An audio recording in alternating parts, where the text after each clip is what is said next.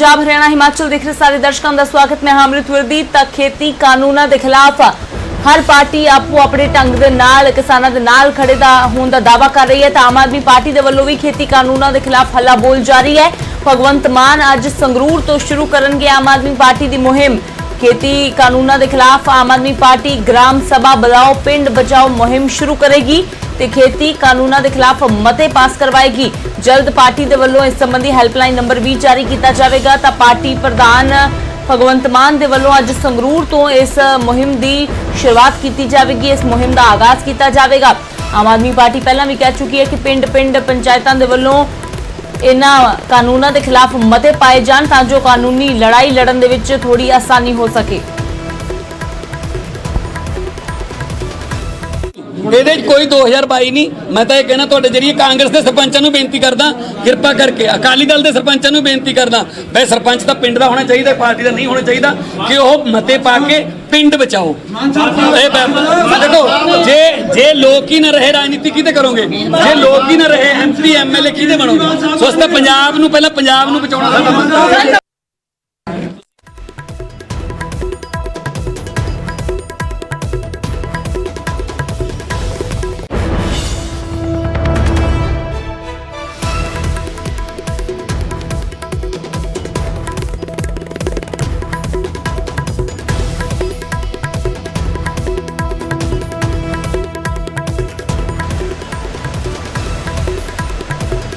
आम आदमी पार्टी के वलों भी अपनी मुहिम का अज आगाज किया जाएगा। भगवंत मान के वलों संगरूर तो शुरुआत की जाएगी। ग्राम सभा बुलाओ अते पिंड बचाओ मुहिम जी शुरू की जाएगी। आम आदमी पार्टी खेती कानूनों के खिलाफ मते भी पास करवाएगी। तो जल्द पार्टी के वलों इस संबंधी हेल्पलाइन नंबर भी जारी किया जाएगा ताकि जेकर किसी को कोई शंका है, कोई खदशा है तो उसनूं दूर किया जा सके।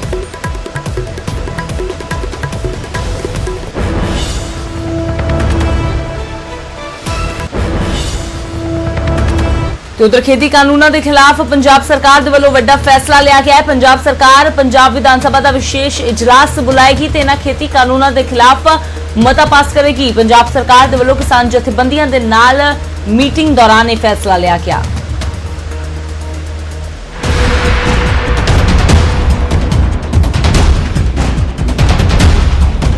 खेती कानूनों के खिलाफ कैप्टन सरकार भी आर पार के मूड के विच नजर आ रही है। खेती कानूनों के खिलाफ रणनीति तैयार करने के लिए सीएम के वलों 31 किसान जथेबंदियों के नाल बैठक की गई। इस दौरान किसान जथेबंदियों के वलों आपो अपने सुझाव दिए गए। इस दे बाद कैप्टन सरकार ने वड्डा फैसला लिया। खेती कानूनों के खिलाफ पंजाब सरकार के वलों विशेष इजलास सद्या जाएगा, जिसतों साफ है कि कैप्टन सरकार नवे खेती कानूनों के खिलाफ मते पास करने की तैयारी विच है। स्पैशल इजलास सद के ਜਿਹੜੇ ਆਰਡੀਨੈਂਸ ਹੈ ਇਹਨਾਂ ਨੂੰ ਰੱਦ ਕਰੋ ਵੀ ਅਸੀਂ ਲਾਗੂ ਨਹੀਂ ਕਰਾਂਗੇ। ਪੰਜਾਬ 'ਚ ਇਹਨਾਂ ਆਰਡੀਨੈਂਸਾਂ ਨੂੰ ਪੰਜਾਬ ਦੇ ਵਿੱਚ ਲਾਗੂ ਨਹੀਂ ਕਰਾਂਗੇ। ਇਹ ਫੈਸਲਾ ਹੋਇਆ। ਉਹ ਕਾਨੂੰਨ ਜੇ ਅਸੈਂਬਲੀਆਂ ਕਰ ਦੇਣ, ਬਹੁਤੀਆਂ ਅਸੈਂਬਲੀਆਂ ਕਰ ਦੇਣ, ਅਸੀਂ ਸ਼ੁਰੂ ਪੰਜਾਬ 'ਚੋਂ ਕਰਾਂਗੇ, ਬਾਕੀ ਅਸੈਂਬਲੀਆਂ ਤੋਂ ਵੀ ਕਰਵਾਓ।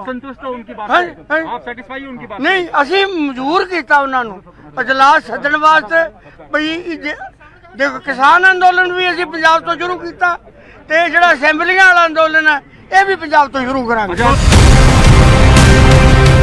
उत्थे 31 किसान जथेबंदियां वालों अपने पद्धर ते बैठक की गई। इस दौरान अंदोलन नूं होर तेज करने के लिए वड्डा फैसला लिया गया। पंजाब दीयां 31 किसान जथेबंदियां ने अपना 3 उकाती प्रोग्राम जारी किया है। खेती कानूनों नूं रद्द करवाउण दी मंग नूं लैके 1 अक्तूबर तो अणमिथे समय के लिए रेलां रोकीਆਂ जाणगीਆਂ। बीजेपी आगुआं के घिराव का भी ऐलान किया गया ते पिंड दीयां पंचायतां तो नवे कानूनों के खिलाफ मते भी पाए जाणगे। पंजाब सरकार नाल साडी पूरी लड़ाई है, जच के लड़ांगे, सरदर्दी पंजाब सरकारों। पर भारतीय जनता पार्टी की सरकार सेंटर दे विच है, वो कानून लागू कर रही है। ਉਹਦਾ ਇਸੇ ਕਰਕੇ 31 ਜਥੇਬੰਦੀਆਂ ਨੇ ਸਮਾਜਿਕ ਬਾਈਕਾਟ ਕੀਤਾ। मतलब सारे लोग उन्होंने समाजिक बाईकाट करनगे। पिंडां 'च नहीं वड़न देवांगे उन्हां नूं जिन्ना चक्कर तिन्ने कानून वापस नहीं लैंदे। किसान जथेबंदियां अंदोलन होर तेज करने की तैयारी विच ने ते दूजे पासे कैप्टन सरकार ने भी खेती कानूनों के खिलाफ अपने पद्धर ते लड़ाई लड़न का ऐलान कर दिता है। ਇਸੇ ਲਈ ਵਿਧਾਨ ਸਭਾ ਦਾ ਵਿਸ਼ੇਸ਼ ਇਜਲਾਸ ਬੁਲਾਉਣ ਦਾ ਫੈਸਲਾ ਲਿਆ ਗਿਆ। ਹੁਣ ਵੇਖਣਾ ਹੋਵੇਗਾ ਕਿ ਵਿਸ਼ੇਸ਼ ਇਜਲਾਸ ਕਿਸਾਨਾਂ ਦੇ ਲਈ ਕਿੰਨਾ ਕਾਰਗਰ ਸਾਬਿਤ ਹੁੰਦਾ ਹੈ। ਚੰਡੀਗੜ੍ਹ ਤੋਂ ਅਰਸ਼ਦੀਪ ਅਰਸ਼ੀ ਦੇ ਨਾਲ ਨਪਿੰਦਰ ਬਰਾੜ, ਨਿਊਜ਼ 18 ਪੰਜਾਬ। ਤਾਂ ਵਿਸ਼ੇਸ਼ ਇਜਲਾਸ ਸਦਨ ਦੀਆਂ ਖਬਰਾਂ ਦੇ ਵਿਚਾਲੇ ਵਿਰੋਧੀਆਂ ਦੇ ਵੱਲੋਂ ਸਰਕਾਰ ਦੇ ਖਿਲਾਫ ਮੋਰਚਾ ਖੋਲ੍ਹ ਦਿੱਤਾ ਗਿਆ ਹੈ। ਆਮ ਆਦਮੀ ਪਾਰਟੀ ਅਤੇ ਅਕਾਲੀ ਦਲ ਦੇ ਵੱਲੋਂ ਕੈਪਟਨ ਨੂੰ ਸਵਾਲ ਕੀਤਾ ਗਿਆ ਕਿ ਜੋ ਆਰਡੀਨੈਂਸਾਂ ਦੇ ਖਿਲਾਫ ਮੌਨਸੂਨ ਇਜਲਾਸ ਦੇ ਵਿੱਚ ਮਤਾ ਪਾਸ ਕੀਤਾ ਗਿਆ ਸੀ, ਅਜੇ ਤੱਕ ਉਹ ਤਾਂ ਕੇਂਦਰ ਨੂੰ ਭੇਜਿਆ ਨਹੀਂ ਗਿਆ ਹੈ। ਨੇ ਪਹਿਲੀ ਗੱਲ ਹੈ ਜਿਹੜਾ ਪੁਰਾਣਾ ਸੈਸ਼ਨ ਹੈ ਜਿੱਥੇ ਇਹਨਾਂ ਨੇ ਪਾਸ ਕੀਤਾ ਸੀ ਕਿ ਐਕਟ ਰੱਦ ਕੀਤੇ ਜਾਣ। ਅਫਸੋਸ ਇਸ ਗੱਲ ਦੀ ਹੈ ਉਹ ਸੈਸ਼ਨ ਦੀ ਪ੍ਰੋਸੀਡਿੰਗ 2 ਮਹੀਨੇ ਹੋ ਗਏ ਸੈਂਟਰ ਨਹੀਂ ਭੇਜੀ। ਪਾਰਲੀਮੈਂਟ ਵੀ ਹੋ ਗਿਆ, ਐਕਟ ਵੀ ਪਾਸ ਹੋ ਗਿਆ, ਪਾਰਲੀਮੈਂਟ ਵੀ ਖਤਮ ਹੋ ਗਿਆ, ਕੈਪਟਨ ਆਪਣੇ ਕੋਲ ਹੀ ਰੱਖੀ ਰੱਖੀ। ਆ ਦੋਗਲੀ ਨੀਤੀ ਹੈ।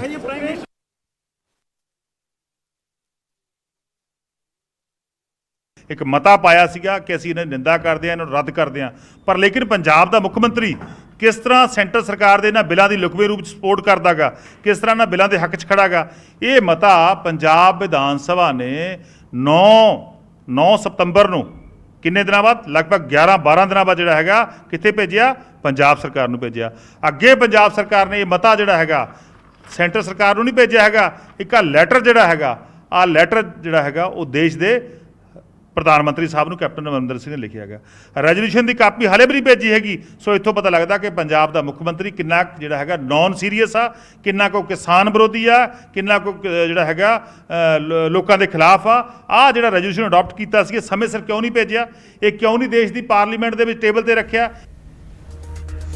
ਉਧਰ ਇਸ ਪੱਖੀ ਹੋਈ ਸਿਆਸਤ ਦੇ ਵਿਚਾਲੇ ਹਰਸਿਮਰਤ ਕੌਰ ਬਾਦਲ ਦੇ ਵੱਲੋਂ ਪ੍ਰਧਾਨ ਮੰਤਰੀ ਨਰਿੰਦਰ ਮੋਦੀ ਤੇ ਵੱਡਾ ਹਮਲਾ ਕੀਤਾ ਗਿਆ ਹੈ। ਹਰਸਿਮਰਤ ਕੌਰ ਬਾਦਲ ਨੇ ਕਿਹਾ ਕਿ 2011 ਦੇ ਵਿੱਚ ਬਤੌਰ ਮੁੱਖ ਮੰਤਰੀ ਪੀਐਮ ਮੋਦੀ ਨੇ ਇਸ ਗੱਲ ਦੀ ਵਕਾਲਤ ਕੀਤੀ ਸੀ ਕਿ ਐਮਐਸਪੀ ਹੋਣਾ ਲਾਜ਼ਮੀ ਹੈ, ਤਾਂ ਹੁਣ ਪ੍ਰਧਾਨ ਮੰਤਰੀ ਬਣਨ ਤੋਂ ਬਾਅਦ ਸੁਰ ਕਿਉਂ ਬਦਲ ਗਏ ਨੇ। ਕਿਹਾ ਨਰਿੰਦਰ ਮੋਦੀ ਖੁਦ ਐਮਐਸਪੀ ਦੀ ਵਕਾਲਤ ਕਰਦੇ ਸੀ। 2011 ਚ ਬਤੌਰ ਸੀਐਮ ਖੁਦ ਕੇਂਦਰ ਨੂੰ ਸਲਾਹ ਦਿੱਤੀ ਸੀ ਕਿ ਐਮਐਸਪੀ ਨੂੰ ਲਾਜ਼ਮੀ ਕਰਨਾ ਚਾਹੀਦਾ ਹੈ। ਤਤਕਾਲੀ ਪੀਐਮ ਮਨਮੋਹਨ ਸਿੰਘ ਨੂੰ ਸਿਫਾਰਿਸ਼ ਕੀਤੀ ਸੀ, ਪਰ ਪੀਐਮ ਬਣਨ ਤੋਂ ਬਾਅਦ ਕਿਉਂ ਸੁਰ ਬਦਲ ਗਏ ਨੇ? ਇਹ ਸਵਾਲ ਹਰਸਿਮਰਤ ਕੌਰ ਬਾਦਲ ਦੇ ਵੱਲੋਂ ਕੀਤਾ ਗਿਆ ਹੈ ਪ੍ਰਧਾਨ ਮੰਤਰੀ ਨਰਿੰਦਰ ਮੋਦੀ ਨੂੰ।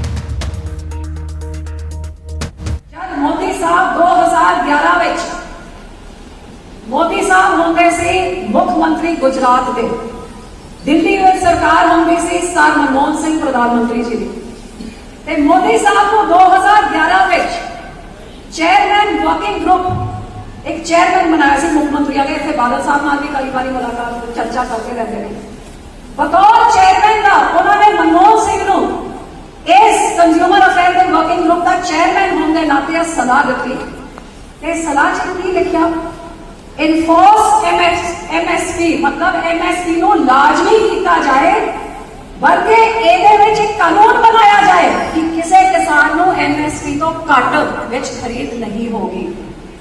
ਇਹ ਮੋਦੀ ਸਾਹਿਬ ਨੇ 2011 ਵਿੱਚ, ਤੇ ਮੋਦੀ ਸਾਹਿਬ ਤੁਸੀਂ ਆਪ ਇਹਦੀ ਵਕਾਲਤ ਕਰਦੇ ਸੀਗੇ, ਲੇਕਿਨ ਮੁੱਖ ਮੰਤਰੀ ਤੋਂ ਪ੍ਰਧਾਨ ਮੰਤਰੀ ਬਣਦੇ ਉਸ ਰਸਤੇ 'ਚ ਕੀ ਹੋ ਗਿਆ ਕਿ ਅੱਜ ਅਕਾਲੀ ਦਲ ਮੰਗ ਕਰ ਰਿਹਾ ਹੈ ਤੇ ਤੁਸੀਂ ਸਾਡੇ ਕਿਸਾਨਾਂ ਨੂੰ ਵੀ ਕੁਰਬਾਨ ਕਰਤਾ। ਆਪਦੀ ਭਾਈਵਾਲੀ ਦਾ ਵੀ ਨਹੀਂ ਸੁਣੀ, ਮੰਤਰੀ ਦੀ ਵੀ ਨਹੀਂ ਸੁਣੀ, 18 ਪਾਰਟੀਆਂ ਦੀ ਵੀ ਨਹੀਂ ਸੁਣ ਰਹੇ। ਜਿਹੜੀ ਚੀਜ਼ ਤੁਸੀਂ ਆਪ ਕਹਿੰਦੇ ਸੀ ਹੋਣੀ ਚਾਹੀਦੀ। ਤੇ ਖੇਤੀ ਕਾਨੂੰਨਾਂ ਤੋਂ ਸ਼ੁਰੂ ਹੋਈ ਲੜਾਈ ਹੁਣ 2022 ਦੀਆਂ ਚੋਣਾਂ ਤੱਕ ਪਹੁੰਚ ਗਈ ਹੈ। ਪੰਜਾਬ ਬੀਜੇਪੀ ਪ੍ਰਧਾਨ ਅਸ਼ਵਨੀ ਸ਼ਰਮਾ ਨੇ ਕਿਹਾ ਕਿ 2022 ਦੇ ਵਿੱਚ ਉਹ ਆਪਣੇ ਦਮ ਤੇ ਲੜਨਗੇ ਵੀ ਤੇ ਜੰਗ ਜਿੱਤ ਕੇ ਵੀ ਦਿਖਾਉਣਗੇ। ਤਾਂ ਉਧਰ ਹਰਸਿਮਰਤ ਕੌਰ ਬਾਦਲ ਨੇ ਤੰਜ਼ ਕੱਸਦਿਆਂ ਕਿਹਾ ਕਿ ਕਿਸ ਨੂੰ ਕਿੰਨੀਆਂ ਸੀਟਾਂ ਮਿਲਣੀਆਂ ਨੇ ਇਹ ਤਾਂ ਜਨਤਾ ਹੀ ਤੈਅ ਕਰੇਗੀ। ਇਹ ਜਨਤਾ ਪਾਰਟੀ ਅੱਜ ਦੇ ਸਮੇਂ ਦੇ ਅੰਦਰ ਰਾਜਨੀਤੀ ਦੇ ਅੰਦਰ 2022 ਨੂੰ ਚੁਣਾਵ ਹੈ ਔਰ ਭਾਰਤੀ ਜਨਤਾ ਪਾਰਟੀ 117 ਦੀਆਂ 17 ਸੀਟਾਂ 'ਚ ਲੜੇਗੀ।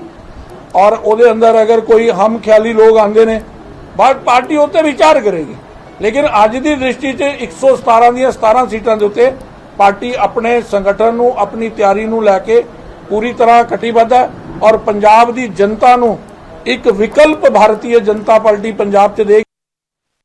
कि अज तो बहुत कुछ कह रहे हैं, लेकिन जिस दिन ऑर्डिनेंस पास होया 2.5 महीने च अगे पिछे मैं फिरदी रही, थोड़ा RSS विरोध करता रहा, थोड़ा किसान संघ मैनू चिट्ठी लिखता रहा, ਤੁਸੀਂ ਕਿੰਨੀ ਕੁ ਵਾਰੀ ਆਪਣੀ ਸਰਕਾਰ ਦੇ ਕੋਲ ਗਏ ਤੇ ਕਿੰਨੀ ਕੁ ਵਾਰੀ ਇਹਦੇ ਪੱਖ ਵਿੱਚ ਤੁਸੀਂ ਆਪਦਾ ਮੂੰਹ ਖੋਲਿਆ, ਜਿਹੜਾ ਅੱਜ ਖੋਲਿਆ ਜਦ ਇੱਕ ਦਬਕਾ ਤੁਹਾਨੂੰ ਦਿੱਲੀੋਂ ਆਇਆ ਹੈ ਤਾਂ ਬੋਲਣ ਲੱਗੇ? ਤੁਸੀਂ ਇਹਦੀ ਗੱਲ ਨਾ ਕਰੋ। 117 ਸੀਟਾਂ ਵਿੱਚੋਂ ਤੁਹਾਨੂੰ ਕਿੰਨੀਆਂ ਮਿਲਣਗੀਆਂ ਪੰਜਾਬ ਦੀ ਜਨਤਾ ਨੂੰ? ਉਧਰ ਕਿਸਾਨਾਂ ਦੀ ਇਸ ਲੜਾਈ ਦੇ ਵਿੱਚ ਹੁਣ ਕਲਾਕਾਰਾਂ ਦਾ ਸਾਥ ਮਿਲ ਰਿਹਾ ਹੈ ਤੇ ਇਸੇ ਲਈ ਚੰਡੀਗੜ੍ਹ ਦੇ ਵਿੱਚ ਕਿਸਾਨ ਜਥੇਬੰਦੀਆਂ ਦੇ ਵੱਲੋਂ ਕਲਾਕਾਰਾਂ ਦੇ ਨਾਲ ਵੀ ਮੀਟਿੰਗ ਕੀਤੀ ਗਈ ਹੈ ਤੇ ਇਸ ਮੀਟਿੰਗ ਦੇ ਦੌਰਾਨ ਫੈਸਲਾ ਲਿਆ ਗਿਆ ਹੈ ਕਿ ਇੱਕ ਸਾਂਝੀ ਕਮੇਟੀ ਬਣਾਈ ਜਾਵੇਗੀ। 14 ਮੈਂਬਰੀ ਸਾਂਝੀ ਕਮੇਟੀ ਦਾ ਗਠਨ ਕੀਤਾ ਜਾਵੇਗਾ ਜੋ ਪ੍ਰਦਰਸ਼ਨਾਂ ਦੀ ਰੂਪਰੇਖਾ ਤਿਆਰ ਕਰੇਗੀ। ਕਿਸਾਨ ਅਤੇ ਪੰਜਾਬੀ ਕਲਾਕਾਰ ਮਿਲ ਕੇ ਖੇਤੀ ਕਾਨੂੰਨਾਂ ਦੇ ਖਿਲਾਫ ਸੰਘਰਸ਼ ਵਿੱਢਣਗੇ। ਚੰਡੀਗੜ੍ਹ 'ਚ ਕਿਸਾਨ ਜਥੇਬੰਦੀਆਂ ਅਤੇ ਪੰਜਾਬੀ ਕਲਾਕਾਰਾਂ ਦੀ ਮੀਟਿੰਗ ਹੋਈ ਹੈ। ਇਸ ਮੀਟਿੰਗ ਦੇ ਵਿੱਚ ਇਹ ਫੈਸਲਾ ਲਿਆ ਗਿਆ ਕਿ ਅੱਗੇ ਦੀ ਰੂਪਰੇਖਾ ਕੀ ਹੋਵੇਗੀ, ਇਹ ਮਿਲ ਕੇ ਉਲੀਕੀ ਜਾਵੇਗੀ। ਕਿਸਾਨ ਜਥੇਬੰਦੀਆਂ ਨੇ ਕਲਾਕਾਰਾਂ ਨੂੰ ਇਹ ਵੀ ਅਪੀਲ ਕੀਤੀ ਹੈ ਕਿ ਨੌਜਵਾਨਾਂ ਨੂੰ ਵੱਡੀ ਗਿਣਤੀ ਦੇ ਵਿੱਚ ਉਹਨਾਂ ਦੇ ਨਾਲ ਜੋੜਿਆ ਜਾਵੇ ਤੇ ਇਸ ਸੰਘਰਸ਼ ਦੇ ਬਾਰੇ ਉਹਨਾਂ ਨੂੰ ਦੱਸਿਆ ਜਾਵੇ। ਦੱਸ ਦਈਏ ਕਿ ਲਗਾਤਾਰ ਵੱਡੀ ਗਿਣਤੀ ਦੇ ਵਿੱਚ ਕਲਾਕਾਰਾਂ ਦੇ ਵੱਲੋਂ ਸਮਰਥਨ ਕੀਤਾ ਜਾ ਰਿਹਾ ਹੈ ਇਹਨਾਂ ਕਿਸਾਨਾਂ ਦੇ ਜੋ ਲੜਾਈ ਹੈ ਉਸ ਦੇ ਵਿੱਚ ਖੇਤੀ ਕਾਨੂੰਨਾਂ ਦੇ ਖਿਲਾਫ। ਕਦੇ ਬਟਾਲਾ ਦੇ ਵਿੱਚ, ਕਦੇ ਨਾਭਾ, ਸ਼ੰਭੂ ਬੈਰੀਅਰ ਤੇ ਕਦੇ ਮਾਨਸਾ ਦੇ ਵਿੱਚ ਕਲਾਕਾਰ ਡਟੇ ਹੋਏ ਨੇ। ਮੈਂਬਰੀ ਕਮੇਟੀ ਕਲਾਕਾਰਾਂ ਵੱਲੋਂ ਔਰ 7 ਮੈਂਬਰੀ ਕਮੇਟੀ ਜਿਹੜੇ ਸਾਡੇ 31 ਜਥੇਬੰਦੀਆਂ ਹੈਗੀਆਂ ਕਿਸਾਨੀ, ਉਹਨਾਂ ਦੇ ਵੱਲੋਂ 7 ਬੰਦੇ ਜਿਹੜੇ ਹੈਗੇ ਆਗੂ ਚੁਣੇ ਗਏ ਆ। ਸੋ ਉਹ ਆਪਸ ਦੇ ਰਾਬਤਾ ਕਰਕੇ ਸਾਨੂੰ ਅੱਗੇ ਜਿੰਨੇ ਵੀ ਹੋਰ ਕਲਾਕਾਰ ਭਾਈਚਾਰਾ ਜਿੰਨਾ ਵੀ ਸਾਡਾ ਹੈਗਾ, ਅਸੀਂ ਅੱਗੇ ਉਹਨਾਂ ਨੂੰ ਇਨਫੋਰਮੇਸ਼ਨ ਦਾਂਗੇ ਕਿ ਅਗਲੀ ਰਣਨੀਤੀ ਸਾਡੀ ਕੀ ਹੋਊਗੀ। ਸੋ ਇਸ ਅੱਜ ਸਾਰਾ ਸਹਿਮਤੀ ਦੇ ਨਾਲ ਉਹ ਮੇਰੇ ਖਿਆਲ ਚੁਣੇ ਤਾਂ ਨਹੀਂ ਗਏ ਹਾਲੇ ਤੱਕ, ਪਰ ਉਹਦੇ ਬਾਅਦ ਲਿਸਟ ਉਹਨਾਂ ਨੇ ਜਾਰੀ ਕਰਨੀ ਹੈ ਕੌਣ ਹੋਊਗਾ। ਬਾਕੀ ਮੈਂ ਇੱਕ ਗੱਲ ਕਹਿਣਾ ਚਾਹੂੰਗੀ ਕਿ ਜਿਹੜੇ ਕਲਾਕਾਰ ਹੈਗੇ ਅਸੀਂ ਸਾਰੇ ਇੱਕ ਹੀ ਆ, ਇਹਦੇ ਵਿੱਚ ਕੋਈ 7 ਜਣੇ ਨਹੀਂ ਹੋਣਗੇ ਤੇ 6 ਨਹੀਂ, ਕਿਉਂਕਿ ਅਸੀਂ ਸਾਰੇ ਇੱਕ ਹੀ ਹੈਗੇ ਆ, ਸਾਰੇ ਹੀ ਆਗੂ ਹੈਗੇ ਆ। ਸਿਰਫ ਇਹ ਹੈ ਕਿ ਸਾਨੂੰ ਹੁਕਮ ਕਰਨ ਕਿ ਸਾਡੀ ਕਿੱਥੇ ਲੋੜ ਹੈਗੀ ਆ। ਅਸੀਂ ਇਹਨਾਂ ਜਿੰਨੇ ਵੀ 31 ਜਥੇਬੰਦੀਆਂ ਅਸੀਂ ਇਹਨਾਂ ਦੀ ਆਵਾਜ਼ ਬਣ ਕੇ ਨੌਜਵਾਨਾਂ ਤੱਕ ਇਹਨਾਂ ਦੀ ਆਵਾਜ਼ ਪਹੁੰਚਾਵਾਂਗੇ। ਤੇ ਇਧਰ ਖੇਤੀ ਕਾਨੂੰਨਾਂ ਦੇ ਖਿਲਾਫ ਸਿਆਸਤ ਪੱਕੀ ਹੋਈ ਹੈ। ਕਿਸਾਨਾਂ ਦੇ ਵੱਲੋਂ ਸੰਘਰਸ਼ ਵੱਡੇ ਪੱਧਰ ਤੇ ਉਲੀਕਣ ਦੀ ਗੱਲ ਆਖੀ ਗਈ ਹੈ ਤੇ ਸਭ ਦੇ ਵਿਚਾਲੇ ਬੀਜੇਪੀ ਵੀ ਲਗਾਤਾਰ ਬਾਰ-ਬਾਰ ਕੋਸ਼ਿਸ਼ਾਂ ਕਰ ਰਹੀ ਹੈ ਕਿ ਕਿਸਾਨਾਂ ਨੂੰ ਸਮਝਾਇਆ ਜਾਵੇ। ਇਸ ਲਈ ਬੀਜੇਪੀ ਹੁਣ ਜਾਗਰੂਕਤਾ ਮੁਹਿੰਮ ਵੀ ਸ਼ੁਰੂ ਕਰਨ ਜਾ ਰਹੀ ਹੈ। ਬੀਜੇਪੀ ਦੇ ਵੱਲੋਂ ਮਾਰਚ ਕੱਢੇ ਜਾ ਰਹੇ ਨੇ, ਕਿਸਾਨਾਂ ਦੇ ਸ਼ੰਕੇ ਦੂਰ ਕਰਨ ਦੀ ਗੱਲ ਆਖ ਰਹੀ ਹੈ ਬੀਜੇਪੀ। ਚੰਡੀਗੜ੍ਹ 'ਚ ਬੀਜੇਪੀ ਕਿਸਾਨ ਮੋਰਚਾ ਸਰਗਰਮ ਹੋ ਗਿਆ ਹੈ। ਮੋਰਚੇ ਦੇ ਕੌਮੀ ਪ੍ਰਧਾਨ ਰਾਜਕੁਮਾਰ ਨੇ ਬੈਠਕ ਕੀਤੀ ਤੇ ਕਿਸਾਨ ਮੋਰਚੇ ਦੇ ਅਹੁਦੇਦਾਰਾਂ ਦੇ ਨਾਲ ਮੀਟਿੰਗ ਕੀਤੀ ਹੈ। ਖੇਤੀ ਕਾਨੂੰਨਾਂ ਨੂੰ ਲੈ ਕੇ ਜਾਗਰੂਕਤਾ ਮੁਹਿੰਮ ਬਾਰੇ ਚਰਚਾ ਵੀ ਹੋਈ ਹੈ ਤੇ ਕਿਹਾ ਜਾ ਰਿਹਾ ਹੈ ਕਿ ਕਿਸਾਨਾਂ ਦੇ ਹਿੱਤ ਦੇ ਵਿੱਚ ਇਹ ਫੈਸਲੇ ਲਏ ਗਏ ਨੇ, ਪਰ ਕਾਂਗਰਸ ਇਹਨਾਂ ਫੈਸਲਿਆਂ ਦਾ ਵਿਰੋਧ ਕਰ ਰਹੀ ਹੈ। बिलों पर कांग्रेस के बढ़ते हुए विरोध प्रदर्शनों को देखते हुए भारतीय जनता पार्टी ने भी कमर कस ली है। इस वक्त मेरे साथ बीजेपी किसान मोर्चा के राष्ट्रीय अध्यक्ष राजकुमार चाहर मौजूद हैं, जो आज चंडीगढ़ में है, क्योंकि सबसे ज़्यादा अगर विरोध कहीं देखने को मिल रहा है तो पंजाब हरियाणा में देखने को मिल रहा है और चंडीगढ़ दोनों प्रदेशों की राजधानी है। तो उनसे बात करेंगे और जानेंगे क्या स्ट्रैटेजी है कांग्रेस का जवाब देने के लिए उनकी। राजकुमार जी, पहला सवाल तो ये कि आज आप यहाँ चंडीगढ़ आए हैं, पंजाब की भी बैठक आपने की, चंडीगढ़ की भी की है, किस तरीके से देखते हैं जो विरोध प्रदर्शन कांग्रेस के द्वारा हो रहे हैं? हालांकि वो कहते हैं कि किसानों का विरोध प्रदर्शन है, उनका सिर्फ समर्थन है, और बीजेपी इसका किस तरह जवाब देगी? देखिए, सबसे पहले तो मैं पंजाब सहित देश के सभी किसानों को बधाई देना चाहता हूँ कि बहुत ही ऐतिहासिक और बहुत ही क्रांतिकारी बिल जो किसान की आय को निरंतर बढ़ाएगा, माननीय प्रधानमंत्री नरेंद्र मोदी जी ने देश के किसानों को दिया है, उनके हितों की रक्षा करते हुए। रही बात विरोध की, तो राजनीतिक कारणों से विरोध करना, राजनीतिक दल विरोधी होने के कारण विरोध करना, लोगों में विशेषकर किसानों में इस बिल को लेकर भ्रम की स्थिति पैदा करना, ये कांग्रेस पार्टी का चेहरा है। वो कांग्रेस पार्टी जिसने पूरे अपने शासनकाल के अंदर किसानों की दुर्दशा की। बीजेपी के तमाम कार्यकर्ता और नेता हैं। दीदार सिंह हैं, बीजेपी किसान मोर्चा चंडीगढ़ के अध्यक्ष हैं। इनसे बात करेंगे और जानेंगे कि किस तरीके से कांग्रेस के प्रोटेस्ट का वो जवाब देंगे और लोगों की जो भ्रांतियां हैं इन बिलों को लेकर किसानों की, उसको कैसे दूर करेंगे। दीदार सिंह जी, क्या कार्यक्रम आपने बनाए, क्योंकि हम देख रहे हैं कि कांग्रेस लगातार इसको लेकर प्रोटेस्ट कर रही है और दबाव बनाने की कोशिश सरकार पर कर रही है? हमने जो इस बिल के विरोध में जो लोग हैं उनको समझाने के लिए, किसानों को समझाने के लिए हमने एक कार्यक्रम किया है कि हम घर घर जाएंगे। हमने एक पंपलेट तैयार किया है पार्टी की तरफ से, हमने सारा वो देख के एक पंपलेट तैयार किया है जो हमारे सारे कार्यकर्ता हर जगह, हर जिले में, हर मंडल में, हर कार्यकर्ता और अपने गांव-गांव में जहां जहां हमारे किसान रहते हैं उनको इस बिल के बारे में पूरी जानकारी देंगे हम। उस पंपलेट के जरिए। और दूसरा हम ट्रैक्टर रैली की है। किसानों का जो इसमें जोश था, कुछ जो जिन किसानों को उसके बारे में पता है, कुछ को हमने समझाया है, वो लोग हमारे साथ आए, उन्होंने पूरा समर्थन किया है। वो समझते हैं, जिनको हम समझाते हैं वो हमारे साथ आते हैं और चलते हैं, ये कहते हैं कि बिल्कुल ठीक है। लेकिन इसमें कांग्रेस पार्टी, उनके पास अभी तक मोदी जी के खिलाफ कुछ है नहीं। इसको लेके उन्होंने एक भ्रम पैदा करके अपने आप को थोड़ा लोगों में खड़ा रहने के लिए झूठ बोल के लोगों को बरगला लिया। भाई साहब,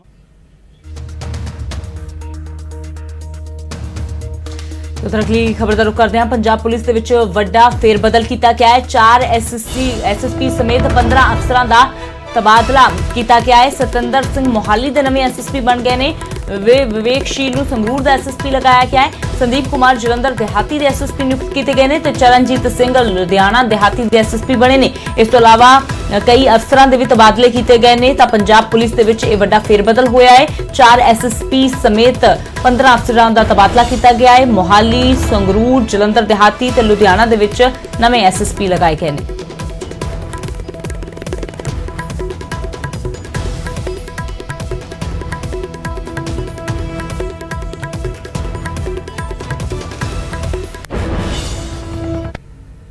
ਤੇ ਗੱਲ ਕਰਦੇ ਹਾਂ ਸਾਬਕਾ ਡੀਜੀਪੀ ਸੁਮੇਧ ਸੈਣੀ ਦੀ। ਸੁਮੇਧ ਸੈਣੀ ਤੋਂ ਅੱਜ ਇੱਕ ਵਾਰ ਫਿਰ ਤੋਂ ਪੁੱਛਗਿੱਛ ਹੋਵੇਗੀ। ਜੀ ਹਾਂ, ਸਿੱਟ ਦੇ ਵੱਲੋਂ ਸੁਮੇਧ ਸੈਣੀ ਤੋਂ ਅੱਜ ਇੱਕ ਵਾਰ ਫਿਰ ਤੋਂ ਪੁੱਛਗਿੱਛ ਕੀਤੀ ਜਾਵੇਗੀ। ਬਲਵੰਤ ਮੁਲਤਾਨੀ ਕੇਸ ਦੇ ਵਿੱਚ ਦੱਸ ਦਈਏ ਕਿ ਸੋਮਵਾਰ ਨੂੰ ਵੀ ਮੈਰਾਥਨ ਪੁੱਛਗਿੱਛ ਸਿੱਟ ਵੱਲੋਂ ਕੀਤੀ ਗਈ ਸੀ। ਸੁਮੇਧ ਸੈਣੀ ਤੋਂ ਕਰੀਬ 6 ਘੰਟਿਆਂ ਤੱਕ ਸੈਣੀ ਤੋਂ ਸਵਾਲ ਜਵਾਬ ਕੀਤੇ ਗਏ ਸੀ।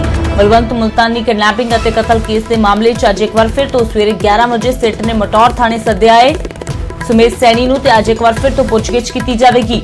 ਹਾਲਾਂਕਿ ਲੰਬਾ ਸਮਾਂ ਸਿੱਟ ਤੋਂ ਭੱਜਦੇ ਰਹੇ ਨੇ ਸੁਮੇਧ ਸਿੰਘ ਸੈਣੀ। ਸਿੱਟ ਦੇ ਵੱਲੋਂ ਛਾਪੇਮਾਰੀ ਕੀਤੀ ਗਈ ਵੱਖ-ਵੱਖ ਥਾਵਾਂ ਤੇ, ਪਰ ਸੈਣੀ ਦਾ ਕੋਈ ਵੀ ਅਤਾ ਪਤਾ ਨਹੀਂ ਲੱਗਾ। ਪਰ ਜਦੋਂ ਸੁਪਰੀਮ ਕੋਰਟ ਦੇ ਵੱਲੋਂ ਸੈਣੀ ਦੀ ਗ੍ਰਿਫਤਾਰੀ ਤੇ ਰੋਕ ਲਗਾਈ ਗਈ ਅਤੇ ਨਾਲ ਹੀ ਹਾਈ ਕੋਰਟ ਦੇ ਵੱਲੋਂ ਬਲੈਂਕਟ ਬੇਲ ਦਿੱਤੀ ਗਈ ਤਾਂ ਉਸ ਤੋਂ ਬਾਅਦ ਸੈਣੀ ਸਿੱਟ ਦੇ ਸਾਹਮਣੇ ਪੇਸ਼ ਹੋਏ ਨੇ।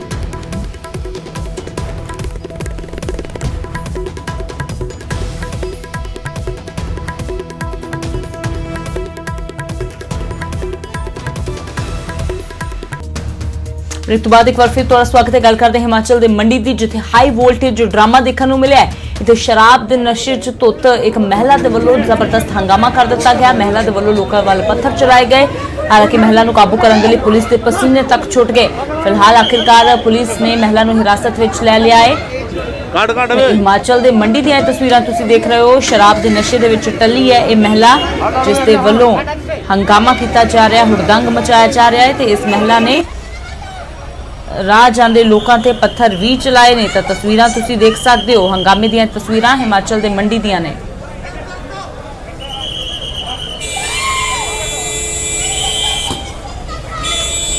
ਤਾਂ ਤਸਵੀਰਾਂ ਤੁਸੀਂ ਦੇਖ ਸਕਦੇ ਹੋ ਹਿਮਾਚਲ ਦੇ ਮੰਡੀ ਦੀਆਂ ਇਹ ਤਸਵੀਰਾਂ, ਜਿੱਥੇ ਇਸ ਨਸ਼ੇ 'ਚ ਟੱਲੀ ਮਹਿਲਾ ਦੇ ਵੱਲੋਂ ਜ਼ਬਰਦਸਤ ਹੰਗਾਮਾ ਕੀਤਾ ਗਿਆ। ਇਸ ਮਹਿਲਾ ਨੂੰ ਕਾਬੂ ਕਰਨ ਦੇ ਲਈ ਪੁਲਿਸ ਨੂੰ ਕਾਫੀ ਮਸ਼ੱਕਤ ਵੀ ਕਰਨੀ ਪਈ, ਕਿਉਂਕਿ ਇਹ ਮਹਿਲਾ ਕਿਸੇ ਦੇ ਹੱਥ ਹੀ ਨਹੀਂ ਆ ਰਹੀ ਸੀ।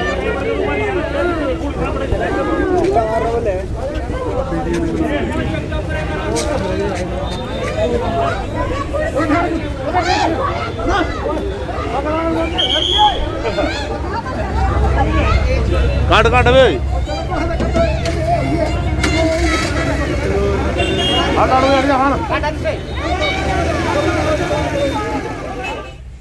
ਤੇ ਗੱਲ ਕਰਦੇ ਹਾਂ ਬਰਨਾਲਾ ਦੀ, ਜਿੱਥੇ ਸਰਕਾਰ ਵੱਲੋਂ ਲਗਾਏ ਰੋਜ਼ਗਾਰ ਮੇਲੇ ਦੇ ਵਿੱਚ ਪਹੁੰਚੇ ਅਧਿਆਪਕਾਂ ਦੇ ਵੱਲੋਂ ਪ੍ਰਦਰਸ਼ਨ ਕੀਤਾ ਗਿਆ, ਕਿਉਂਕਿ ਲੰਬੇ ਸਮੇਂ ਤੋਂ ਇਹ ਨੌਕਰੀ ਦੀ ਮੰਗ ਕਰ ਰਹੇ ਨੇ, ਪਰ ਅਜੇ ਤੱਕ ਨੌਕਰੀ ਇਹਨਾਂ ਨੂੰ ਨਹੀਂ ਮਿਲੀ ਹੈ।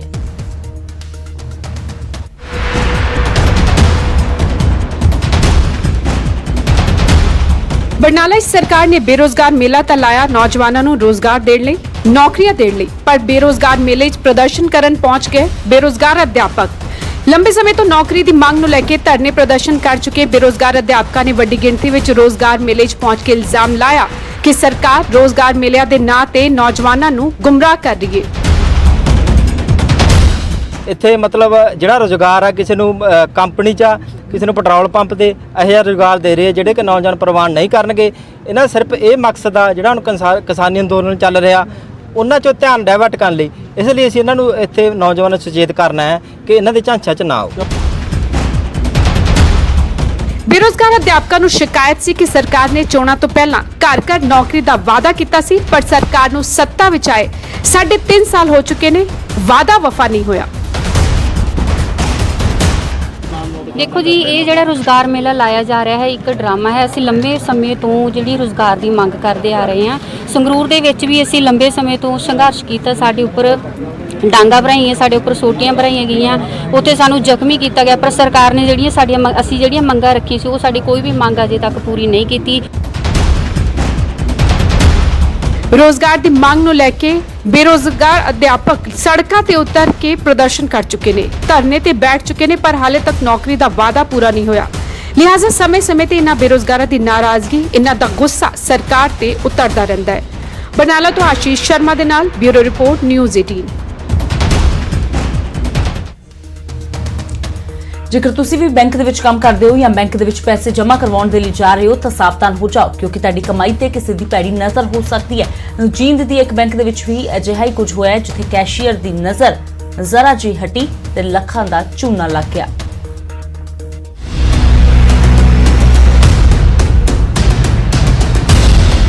ਸਿਰਫ 36 ਸੈਕਿੰਡ, ਜੀ ਹਾਂ ਸਿਰਫ 36 ਸੈਕਿੰਡ ਅਤੇ 20 ਲੱਖ ਤੇ ਹੱਥ ਸਾਫ਼ ਕਰ ਦਿੱਤਾ। ਉਮਰ ਮਹਿਜ਼ 11 ਸਾਲ, ਛੋਟੀ ਜੀ ਉਮਰ ਦੇ ਵਿੱਚ ਵੱਡਾ ਗੋਲਮਾਲ। ਯਕੀਨ ਕਰਨਾ ਮੁਸ਼ਕਿਲ ਹੈ ਪਰ ਇਹ ਸੱਚ ਹੈ। ਇੰਨੀ ਛੋਟੀ ਉਮਰ ਪਰ ਅੰਦਾਜ਼ ਬੇहद ਸ਼ਾਤਰਾਨਾ ਹੈ। ਤਸਵੀਰਾਂ ਜੀਂਦ ਦੇ ਪੰਜਾਬ ਨੈਸ਼ਨਲ ਬੈਂਕ ਦੀਆਂ ਨੇ, ਜਿੱਥੇ 11 ਸਾਲ ਦਾ ਇਹ ਬੱਚਾ ਬੜੇ ਹੀ ਸ਼ਾਤਰਾਨਾ ਅੰਦਾਜ਼ ਦੇ ਵਿੱਚ 20 ਲੱਖ ਰੁਪਏ ਲੈ ਕੇ ਫਰਾਰ ਹੋ ਜਾਂਦਾ ਹੈ। ਚਿਹਰੇ ਤੇ ਮਾਸਕ ਹੈ ਅਤੇ ਉਮਰ ਇੰਨੀ ਛੋਟੀ ਕਿ ਕਿਸੇ ਨੂੰ ਸ਼ੱਕ ਕਰਨ ਦੀ ਕੋਈ ਗੁੰਜਾਇਸ਼ ਤੱਕ ਨਹੀਂ ਹੈ। ਕੋਈ ਸੋਚ ਵੀ ਨਹੀਂ ਸਕਦਾ ਕਿ ਇਸ ਬੱਚੇ ਦੇ ਦਿਮਾਗ ਦੇ ਵਿੱਚ ਕੀ ਚੱਲ ਰਿਹਾ ਹੋਵੇਗਾ। कैशियर ने दरवाज़ा लॉक नहीं किया, दरवाज़ा खुला छोड़ दिया, उसने लॉक नहीं था। तो वो छोटा लड़का अपने कैरी बैग है उसमें पैसे डाल करके ले जाता हुआ दिखाई दे रहा है। उसके साथ एक यंग एज है ना निकलता हुआ दिखाई दे रहा है। तो शिकायत के आधार पर हमने मामला दर्ज कर लिया है और टीम गठित कर दी गई है। तो इस पर कार्रवाई की जा रही है, जाँच की जा रही है, इन्वेस्टिगेशन किया जा रहा है। दरअसल बैंक के कैशियर ने कैबिन दे विच पैसे रखे सन ਅਤੇ ਕੁਝ ਦੇਰ ਦੇ ਲਈ ਕੈਸ਼ੀਅਰ ਨਾਲ ਦੇ ਕੈਬਿਨ ਦੇ ਵਿੱਚ ਚਲਾ ਗਿਆ। ਬਸ ਇੰਨੇ ਵਿੱਚ ਨਾਬਾਲਗ ਚੋਰ ਨੇ ਮੌਕਾ ਵੇਖਿਆ ਅਤੇ 20 ਲੱਖ ਤੇ ਹੱਥ ਸਾਫ਼ ਕਰ ਦਿੱਤਾ। ਉਸਨੇ ਕਿਸੇ ਪੇਸ਼ੇਵਰ ਚੋਰ ਦੀ ਤਰ੍ਹਾਂ ਹੱਥ ਦੀ ਸਫਾਈ ਦਿਖਾਈ। ਮਾਮਲੇ ਦਾ ਖੁਲਾਸਾ ਉਸ ਵਕਤ ਹੋਇਆ ਜਦੋਂ ਸ਼ਾਮ ਨੂੰ ਬੈਂਕ ਦੇ ਵਿੱਚ ਜਮ੍ਹਾਂ ਰਾਸ਼ੀ ਦਾ ਮਿਲਾਨ ਕੀਤਾ ਗਿਆ ਤਾਂ 20 ਲੱਖ ਰੁਪਏ ਘੱਟ ਪਾਏ ਗਏ। ਸੀਸੀਟੀਵੀ ਦੀ ਜਾਂਚ ਕੀਤੀ ਗਈ ਤਾਂ ਪੂਰੇ ਮਾਮਲੇ ਦਾ ਖੁਲਾਸਾ ਹੋ ਗਿਆ। फिलहाल पुलिस ने मामला दर्ज करके सीसीटीवी के आधार पर जांच शुरू कर दी है, पर इस उम्र दे विच इन्ना वड्डा अपराध सोचण दे लई मजबूर करदा है। जींद तो विजेंद्र कुमार, न्यूज़ 18।